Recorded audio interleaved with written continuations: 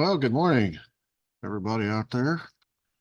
This is Standards Plus History Academy, Barry Jones, and today we begin the next phase of our investigation into the JFK assassination. We're going to be looking for the foreseeable future anyway, at the 6 investigations that delve into this topic. A little housekeeping before we begin. I mentioned yesterday that YouTube had taken down episode 38. It was 38, maybe it was 37. It was 37. And that prompted me to, I'd kind of been putting this off. I knew I was going to eventually have to do this, but open an account with Rumble and start transferring all of my content over there. I'm still going to have the YouTube until which I think at some point they're going to boot me, because we haven't even really got to the controversial stuff yet. And at some point, the YouTube censors are going to start burning books, if you know what I mean. So I will I've got my first 10 episodes from this channel already loaded on my Rumble channel, and I will spend the rest of this week uploading the rest, including that episode that YouTube took down. So I know I've been asked several times about the Judith Very portion of that episode, which was like the first 22 minutes. That will be on it. So I will put that episode up when I get to it on the Rumble channel. But anyway, I'll put that link in the comments section along with my website. So if you want to start, if one day you open up YouTube and I'm not here, you know what happened. But you know where I am. So, like I said, I only have the first 10 episodes up right now. I should have 10 more at least today. And by the end of the week, I should have it all current. So until YouTube boots me, I will continue to, I'll just upload to both and have a backup. We'll just call it Rumble the backup. At some point, it'll probably be the primary, but right now it's the backup. So that's that. Also, appreciate all the comments, and had a really outstanding comment this morning about why this topic is so interesting to us today, how the internet allows us to collaborate and share information. And boy, the increase in knowledge is just so rapid compared to what it used to be. So encouraged to hear, for so many years, I kept all this to myself, just share it with my students. Students have a basic level of interest, but still, when you get right down to it, it's still school. So I kind of just assumed adults didn't care about it anymore. It's been a pleasant surprise to know that that's not the case. So with that being said, today's topic is, how do you rig an investigation? How's that possible? Especially when you're putting together a commission of esteemed public figures. You would think everything they do would be transparent, visible, above board.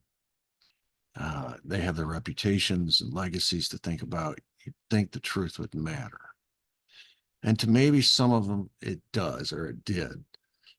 But you have to understand, there's always a leverage point. There's always somebody who's in charge, who's running it.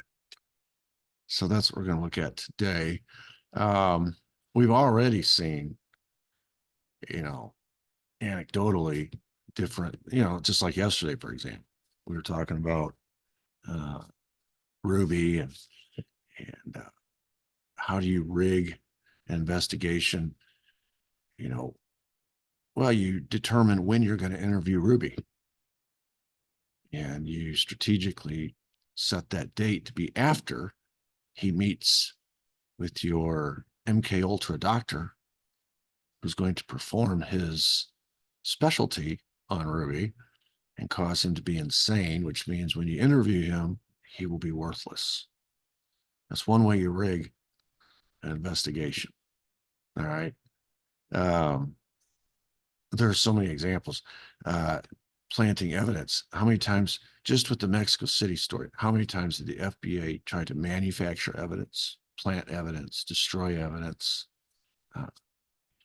force people to lie, to agree with the cover story? I mean, every step of the way. How about the Tippit scene? Bullets being planted, bullet shell casings, wallets that disappear later. How about all the doppelgangers? That's a fraud. It's a total fraud, and it's part of rigging the process. The sheep dipping, that's all a fraud. It reminds me when I was a kid, my grandma gave me a book called The Lawless Land, and it was about the Wild West, specifically a town in Montana called Bannock City. And they had a problem with bandits. And the bandits were terrorizing the population. They were stopping the stagecoach, stealing, killing everybody. They were stealing from the miners who were out there prospecting for gold, killing everybody after they stole from them, stealing horses from the ranchers, killing the ranchers. And it just went on and on and on. And the sheriff seemed helpless to stop it. And finally, this young boy who, through the course of the book, I think we were introduced to him, he was like 13 or 14. By the time we get to the end of the book, he's like 18 or 19, and his dad has just been killed. His mom had died from a health situation years earlier, so it was just he and his dad. They owned a ranch outside of town, and his dad had been killed by these bandits, and that was what pushed him over the edge. So this boy, basically young man, decided he was going to figure out who are these bandits. He's going to bring them to justice. And he starts off by himself, and then somebody joins his cause, and they start working their way.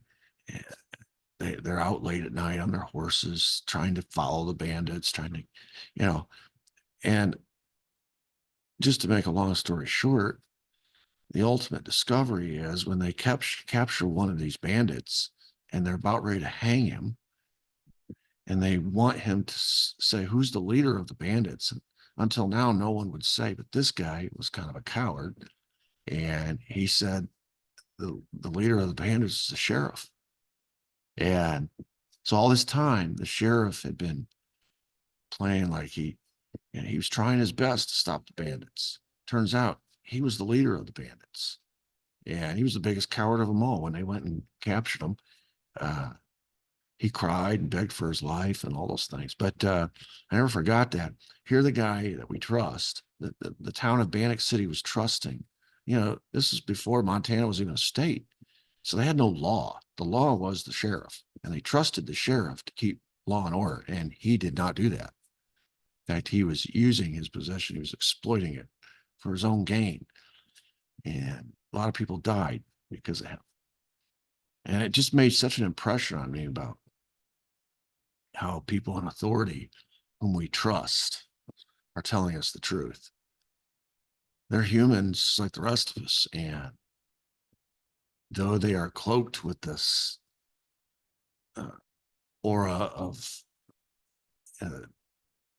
authority, they've got the titles and the credentials and, all the resources of the federal government behind them, whatever. When you really boil it down, they're just they're just humans, and they have all the same human impulses and failings that we have, which means they lie, they cheat, they steal, they're corrupt. And so why are we surprised when, because of greed and some other motivations, they commit an act, a traitorous act? They kill a president. But in doing so, before they do so, they plan it all out. They have a cover story to cover themselves, and they rig everything. And then they put together this blue ribbon panel to investigate it afterwards to satisfy the American people. Why would it not be rigged too? They rigged everything leading up to it. Why would they not rig what came after? So when you look at it that way, it almost is a surprise when you meet honest brokers. Yeah. So anyway, so let's talk about this. That was picture. By the way, I didn't explain that. That is the Warren Commission. This is going to be the first investigation into the JFK assassination. It's going to conclude in '64. So it's going to be you think about the ramification of and everything that was involved in JFK assassination, how we've studied this and studied this and studied this for 60 years. For them to conclude that they could satisfactorily wrap up this case in less than a year is beyond me. I can't believe the American people bought it, But of course, the American people at that time just didn't know what they didn't know. Now you look back and it looks ridiculous that you could, but again, as we're going to see, it was rigged. They didn't really have to investigate. The conclusion was what the conclusion was always going to be. And so I guess that's pretty easy. I've said this several times. Mark Twain said, a lie makes it around the world before the truth gets out of town. And so, how many times have we seen this, even in current days? Everyone says this. It's the conventional wisdom. In fact, if you say anything opposite that, you get censored, or people say, they ban you from social media platforms, or because you're not saying what the government is saying about whatever the current issue is. And then it comes out a year later that everything they were saying was wrong. It didn't turn out the way they said. It didn't play out the way they said. In fact, all of the things that they said had to be true turned out to be false. That's because the lie always makes it out into the mainstream first. It takes a while to get to the truth. The truth is something you have to search for. The truth is something you have to agonize over. You have to dig. You have to, that's kind of like a scientific method. You have to test it and test it and test it. And you're probably going to come up empty many, many, many times before you finally hit on it. It takes effort. It's the hard work. The lie is easy. So that's what we're doing. We're doing the hard work. Let's begin with this. On the afternoon, this is how quick the rush to judgment took place. On the afternoon of the assassination, J. Edgar Hoover, pictured here as the FBI director, phoned Bobby Kennedy. He phoned him a couple times. He phoned him first to tell him his brother had been shot. And then he phoned him again to tell him his brother was dead and that Oswald was the, quote, lone assassin. All right, now put yourself in Bobby Kennedy's shoes for just a second.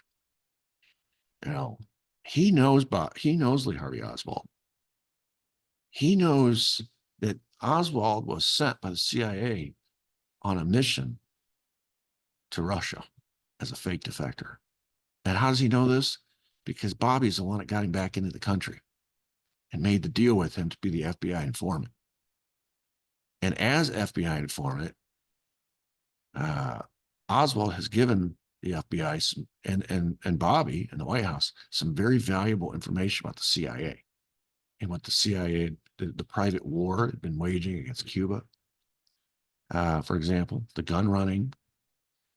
Oswald had been the one who sent the FBI a heads up about the assassination plot in Chicago.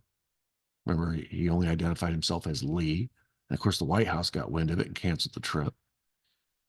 Bobby knows who Oswald is. And for him to be told by J. Edgar Hoover that Oswald was the lone assassin, Bobby Kennedy immediately knows J. Edgar Hoover's lying to me. This is if he is telling the truth and that he was involved, that means the CIA was involved because Oswald is CIA. And so your Bobby, you know, immediately, which is why the very first phone call he makes is to the CIA. And we'll get to that when we get to the conspirators. But I just think that's interesting because J. Edgar Hoover had to know that Oswald was an informant for the FBI. He knew that. Of course he knew that. And he had to know that if he was an informant in the FBI, that Bobby knew. So for him to get on the phone and say Oswald was the lone assassin, that's a very cold, callous, calculating statement. And at the same time, I think J. Edgar Hoover was communicating non-verbally to Bobby because he knows Bobby knows what he knows. And the fix is in. He has to be the lone assassin. Anyway, let's leave that aside for a second and just think about how in the world they've just made the arrest. How in the world do they already know he's the lone assassin? They've not even started an investigation. How do they know that? How does J. Edgar Hoover possibly know that? The answer is he doesn't. The answer is this has already been decided. So within 24 hours of the assassination, before any official investigation has begun, Hoover now issues a report, which goes public, naming Oswald as the lone assassin. And so this is when the media picks up. And boy, this avalanche begins. He hasn't even been charged. You think about it. Well, he has, but within 24 hours, it's close. He just got charged. So, you know, wow, what an amazing event. And for the media not to pick up on that, to say, wait a second, how could you be so sure so quickly? Did he confess? No. What did he say? He said he's a patsy. That indicates others. Somebody set him up. And yet you're already concluding that he's, But, you know, the public doesn't know what we know now. But I will say something happens right away that causes people that are paying attention to sit up and take notice. And it's this memo by the Assistant Attorney General. His name is Nicholas Katzenbach. And in this memo, which was never intended to go public, it was word being passed down from the Justice Department to all the law enforcement, court officials, et cetera, down the pipeline. This is how things are going to go. And right up front, number one, Katzenbach writes, quote, "The public must be satisfied that Oswald was the assassin, that he did not have Confederates who are still at large, and that the evidence was such he would have been convicted at trial." And it goes on to talk about how speculation about Oswald's motivation ought to be cut off. We don't need to talk about motive. There's no conspiracy. And I mean, honestly, when you read that, this is within 24 hours of the assassination, and the word is coming down from on high. The public must be satisfied that Oswald was the assassin, meaning everything that comes next is going to be with that in mind. And it explains why evidence disappeared that didn't fit the narrative. It explains why evidence was manufactured to fit the narrative. It explains why witnesses and their statements were forged or changed in order to fit the cover story, the narrative. It explains the cover-up. The rigging is already beginning. Okay. Now, as I said in the lead up to this, the rigging started months prior. This is a continuation of one long rigged process. So let's talk about this first investigation. And today we're just going to talk about a very simple issue, and that is who's on this commission. Because oftentimes that is how you rig things. You choose carefully who is going to be on this particular commission. Now, LBJ in his mandate to this Warren Commission and these commissioners said the purpose is to, quote, avoid parallel investigations. In other words, they want to consolidate all the different levels of law enforcement, different states that would be involved, different localities like New Orleans, Dallas, Washington, put it under the auspices of one body, one blue ribbon panel to do all the investigating so we don't get separate reports, separate conclusions. In other words, we can't rig the process in Texas. So we got to steal the body and bring it back to Washington to do the autopsy. And we certainly don't need the state of Texas conducting its own investigation. We can't control that. We don't need the House of Representatives or the Senate or any of the congressional bodies to do hearings or have their own investigation. That's difficult to control. It's like trying to hold water in your hands. But now if I pick commissioners and I put one in charge and I select who I want on this body, I am effectively controlling it from the Oval Office. We are controlling all the investigations because we're tying them off in Texas. We're tying them off in New Orleans. We're tying them off everywhere on Congressional Boulevard. We're tying them off, and the official investigation will come from this body that I picked. So on February 17th, 1964, LBJ creates a Blue Ribbon Commission. And look at the verbiage that he uses in his statement to the public. The Warren Commission is to investigate all aspects of the assassination and produce an official report that would, quote, satisfy the American people. He uses the exact same words Nicholas Katzenbach wrote in his memo. You ever notice when you watch the news, you can tell the word has gone out, the talking points, because if you're on MSNBC, they say, satisfy the American people. Then you turn over to CNN and they say, to satisfy the American people. Then you turn to Fox and they say, to satisfy the American people. And everywhere you turn, they're using the same verbiage. They're reading from the same talking points.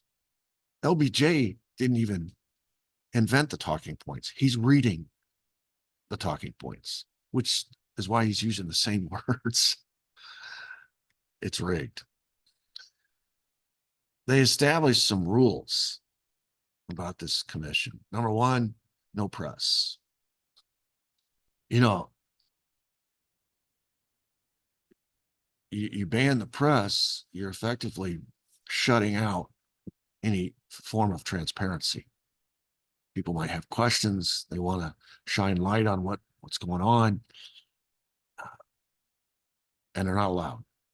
So the press is banned. So this is immediately like a backroom, smoke-filled backroom deal. It reminds me of the old Gilded Age politics when parties got together, bosses got together and picked who's going to run for office. And the people had no say in it. And it all took place in these shadowy backroom, smoke-filled rooms over glasses of brandy. So the press is banned.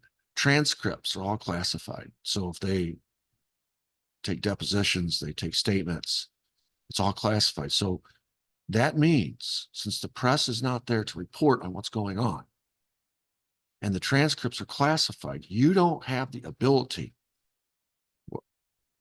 as a citizen to check and make sure that the statements that they include as evidence are indeed the actual written statements of the witnesses. This is why Julie Ann Mercer didn't know until years later that her statement had been changed and her signature was forged because everything was classified. You couldn't see it. You couldn't see your own statement.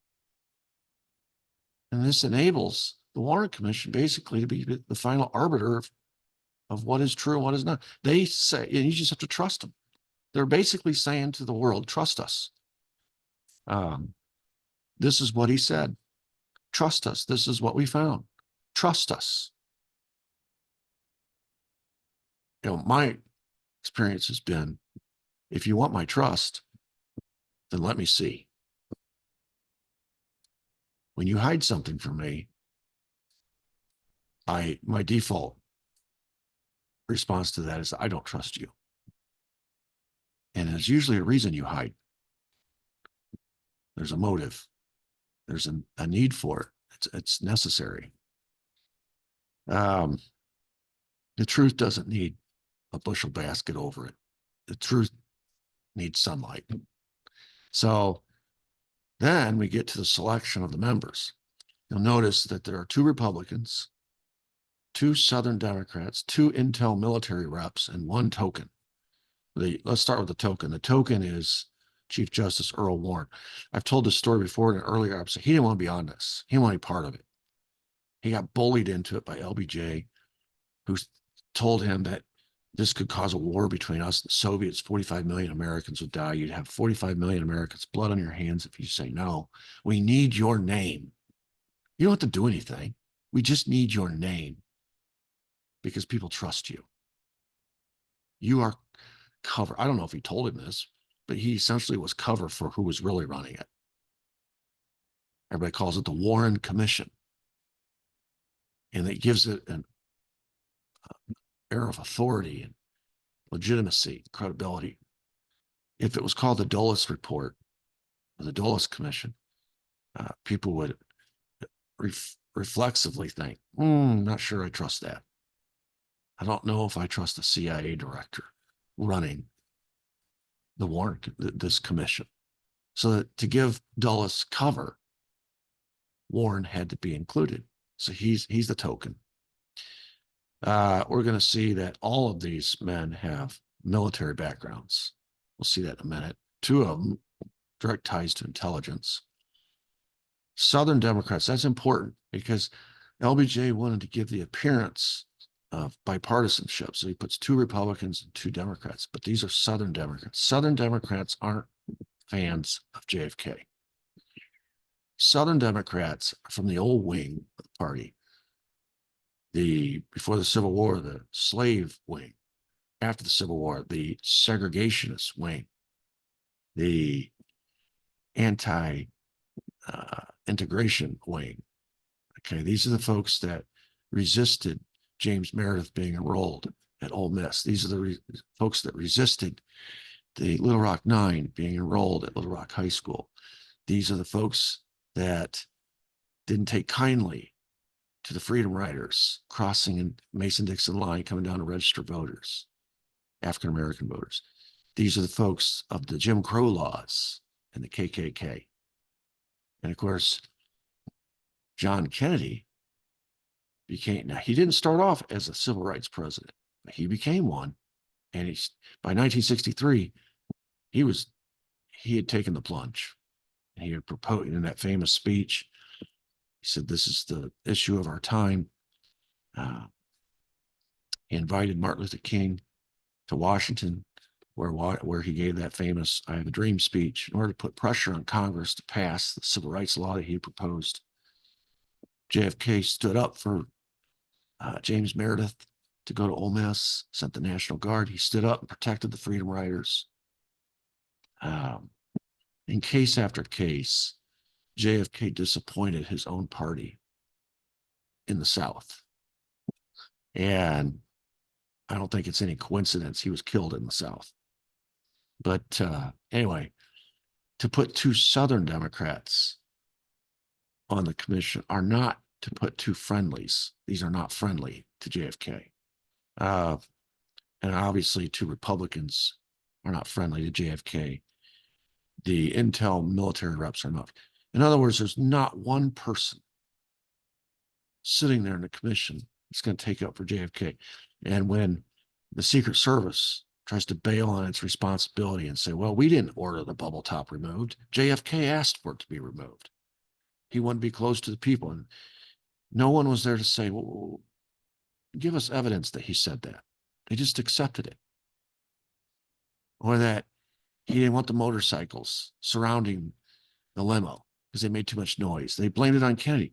Here's a dead guy being blamed by the Secret Service for two flagrant violations of security protocols, and he's not there to defend himself, and there's nobody on the commission to defend himself. Alan Dulles was fired as director of the CIA by JFK. What's he doing on this commission? He's not going to be sympathetic to JFK in any manner, shape, form. So clearly, the selection of who's going to be on this commission, there was an agenda there. Look at all of the connections to military and intelligence. Earl Warren was U.S. Army. Dick Russell was Navy. John Cooper was Army. Hale Boggs was Navy. Ford was Navy, Gerald Ford. Alan Dulles, CIA. John McLoy, U.S. Army. Now, you say, well, what's that? Well, when we get to the conspirators, I submit that one of the main conspirators in this assassination was the Pentagon, acting in concert with the intelligence agencies. So you have all of these commissioners with ties back to the Pentagon, ties back to the military. They are going to start with a suppositional viewpoint that the military is innocent. They're going to defend the military. They're going to look out for the interests of the military. You'll notice all of these moving parts that might be suspects, might otherwise be, they have defenders on this commission. You suspect the CIA? Well, there's Alan Dulles. He's going to steer everything away from the CIA. You suspect the military? Well, there's 6 members that have military backgrounds that are going to defend the military. You suspect the FBI withholding evidence, etc. You have Gerald Ford, who basically is Hoover's eyes and ears inside the commission. Turns out Ford was leaking everything to Hoover. Hoover knew what was going on almost before Warren did. Half the time Warren wasn't even there because of Gerald Ford. So all of these entities have defenders that'll help them escape any culpability. JFK, the victim in the whole thing, has nobody looking out for his interests. That's why I said there were 2 commissioners that had connections to intelligence. Obviously, Alan Dulles. The other one was Gerald Ford. Gerald Ford was compromised by J. Edgar Hoover, and he became the inside man. So the CIA had its man running the commission effectively, and the FBI had its man leaking everything back to J. Edgar Hoover so he can manipulate it from outside. Unbelievable. How do you rig an investigation? John McLoy, let's talk about John McLoy for a second. He was the former Secretary of War. And this is an interesting character because when a recommendation was made to the United States government, this is when FDR is president, that we could stop what is happening at some of these death camps in Poland, specifically Auschwitz. All we have to do is bomb the rail lines. We have real time intelligence from people that have escaped and have told their story to U.S. officials. We know what's going on there. And it works its way up the chain. And this guy, John McLoy, says, no, we're not going to bomb the rail lines that feed Auschwitz. That's all it would have took. The Germans were completely reliant on the trains to get the Jews to Auschwitz. And the trains are running constantly. All you got to do is bomb the lines. They're so busy with the war, but especially by this point when they're losing the war, maybe they can rebuild the trains. Maybe just bomb them again. You've effectively wiped out their air force. You'd have freedom of the skies. You could do it and save a lot of people's lives, or at least make an effort. And John McLoy said no. It was his decision. It might be because he had a relationship with the man who was killing all those people. He shared a box with Adolf Hitler in Berlin at the 36 Olympics. I'm not saying they were friends. And in 1936, Hitler wasn't the pariah internationally because he hadn't started the war yet, but he was already well known in 1936 to be uh, anti-Semitic. I mean, and he was even, this was the famous Olympics where Jesse Owens from the United States won all those golds and embarrassed Hitler in Berlin in his own city because he was an African American winning all those golds. And of course, Hitler was not an advocate of other races. He said there's one master race and they should win everything. And then here comes an American, African American, who makes him look foolish in his own country, in his own city. And this John McLoy's sitting with him. And it's not as scandalous as you might think because a lot of American leaders, political leaders, were part of the Nazi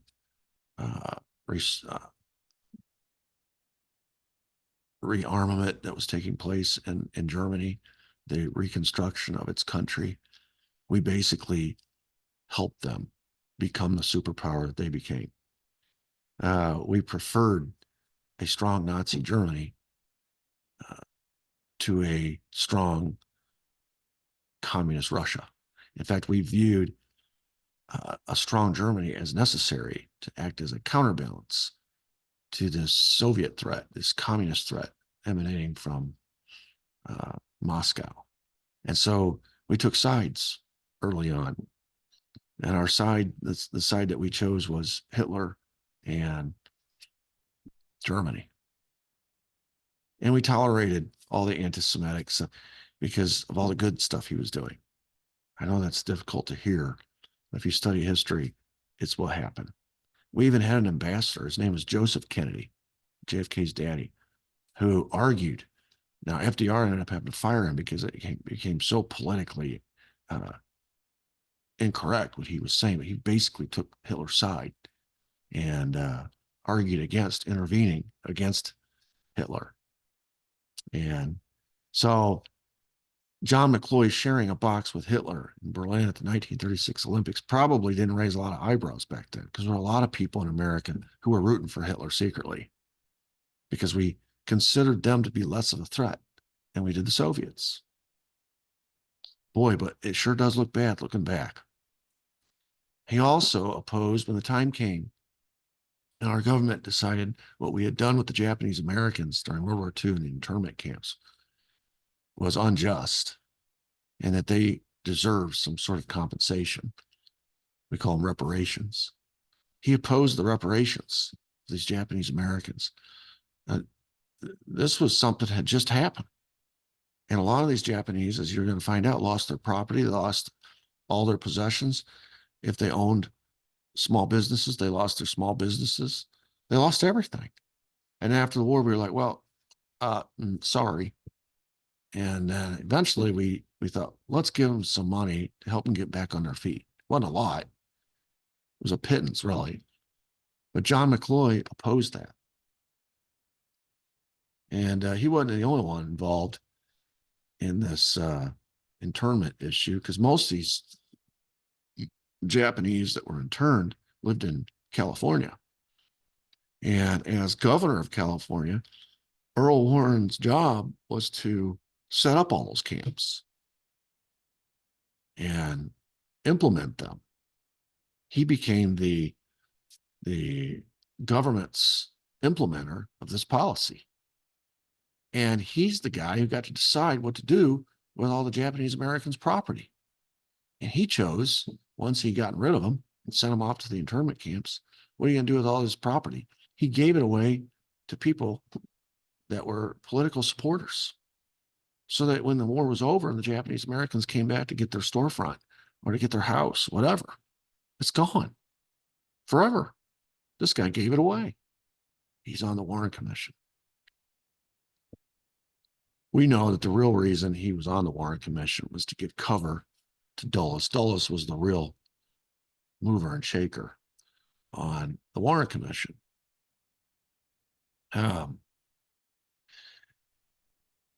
All right, so we know he's the former CIA director. We're going to talk more about Alan Dulles when we get to the conspirators, because I'm gonna go back in history and talk about his role at the conclusion of World War II in Operation Paperclip, uh, Operation Sunrise. These are operations. One was to sneak German scientists and doctors, nuclear physicists, whatever, into America instead of being held accountable for their crimes against humanity. Alan Dulles had a big part to play in that. He also had a big part to play in negotiating a secret peace with some of the Germans, so that Operation Paperclip could commence. And that was against the orders of Franklin Delano Roosevelt, who, as president, said, "We will accept nothing less from Germany except a full and unconditional surrender." And behind his back, Alan Dulles was negotiating separate surrenders with prominent Germans. That's treason. And then, of course, we learned yesterday that when he came back, he used some of those German scientists and doctors to begin a program called MK Ultra to further the research that had started in the concentration camps on unwitting victims here in America, up to and including Jack Ruby. In the 50s, when the CIA was running rogue, he oversaw covert ops that assassinated the prime minister of Iran in 1953, of President Arbenz of Guatemala in 1954, and of 25,000 Vietnamese citizens during Operation Phoenix, before the war actually began, when it was technically just covert ops being led by CIA officers and military advisors. It wasn't even a war yet. Technically, it never was, but you understand my point. So then, of course, the next operation that he was going to launch was the Bay of Pigs. This is when Kennedy becomes president. It turns into a monumental flop. It was designed to fail. We'll show that later. It was designed to fail to force Kennedy's hand to back up these anti-Castro Cuban refugees with the full force of the United States military. In other words, to have a war with Cuba. This is what they always wanted, was a war in Cuba. And when Kennedy stood down and said no, it put him at odds with the CIA and, of course, with the CIA director. And from that moment on, his fate was sealed. Kennedy fires Dulles, along with two of his underlings, for what happened at Bay of Pigs. But he never left Washington. It just amazes me, these people, these leaders who have their time in power, and then when it ends, they can't let go. And we have a former president right now living in Washington, D.C. He had 8 years, but he can't let go. So he's running a shadow government as we speak in Washington, pulling strings like Geppetto did with Pinocchio behind the scenes, making it extremely difficult for anyone who's in charge now, who was elected, to do anything, because he's constantly being sabotaged behind his back by this guy who won't let go. Alan Dulles was the same way. Wouldn't let go. He stayed in Washington, and people came to his house. All the same CIA people that used to come to his office at Langley now are coming to his house. And he's just basically running a shadow CIA. The guy that was picked to fill in for him, John McLoy, didn't even know what he was doing. He wasn't a CIA guy. He was just a sort of a empty suit, kind of holding the position, the seat warm until they could pick, until probably Alan Dulles picks his replacement. And so technically he's unemployed. He's retired. And he's the only Warren Commission member that fits that criteria. He has all kinds of time. And he has all kinds of motive. And everybody else has a day job. And so Dulles ran this commission, which effectively puts the fox in charge of the hen house.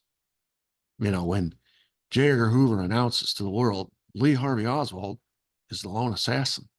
One day, well, hours later to Bobby, and then one day later to the world. I can just imagine Alan Dulles smiling and nodding his head, even though he knows the truth about Oswald, and so does Hoover. The whole thing is rigged from the get-go.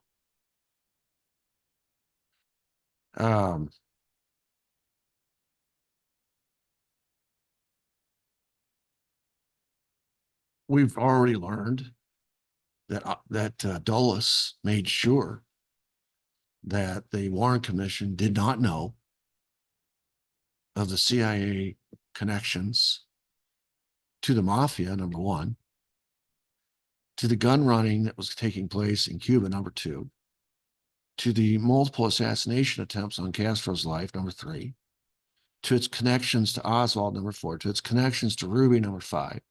I mean, that's just right off the top of my head. Okay. Every time you turned around, if there was a connection, which there always was a connection back to the CIA, Dulles steered the commission the other direction and informed eventually the new commissioner or the new director of the CIA not to turn over documents to Burt Cooper, who was trying legitimately to investigate Ruby and Oswald's ties back to the CIA and the mafia and the gun running and all the stuff that's going on in Cuba. Sabotaged his investigation completely. He's the only member that never missed a meeting. Like I said, he had all kinds of time. Earl Warren even admitted the commission should have been called the Dulles Commission. I didn't run it. Not Earl Warren kind of reminds me of the old guy who's kind of muttering to himself, who am I and why am I here? You see him at the mall, he's kind of wandering around, he's lost. Who am I and why am I here? Warren didn't want to be on the commission, tried hard to get out of it. Kind of like he viewed it like jury duty. But Dulles actually lobbied LBJ to be put on it. And he's like that kid in the front row of the class keeps raising his hand, me, calling me, calling me. He wanted to be on it. And now we know why. So the question that we began today is, how do you rig an investigation? Well, the answer is clear. You pick very carefully who's going to be on it. And you know the people, their backgrounds, you know their political leanings, their ideologies, you know their personal grievances they may have, you know their pressure points. If you need be, you can exercise leverage on their pressure points. You know all this. And you announce to the American people this blue ribbon panel. The American people take at face value what you're doing. They think everybody is being an honest broker here. And they think that this commission is going to come to an honest conclusion. On the day of the assassination, the guy who's going to feed all the evidence to this commission, J. Edgar Hoover, has already announced the conclusion. He's a lone gunman, Oswald. Now, how do you think J. Edgar Hoover is going to feel about giving evidence to the commission that disagrees with that conclusion that he's already jumped to? He's not going to do that. He's not going to impeach his own words. So the evidence the commission is going to see is the evidence that J. Edgar Hoover wants him to see. The evidence that the commission is going to see is going to be the evidence that Alan Dulles wants them to see. And behind the scenes, there's all this maneuvering going on. Is Ruby ready yet? Not quite. Wait one more month.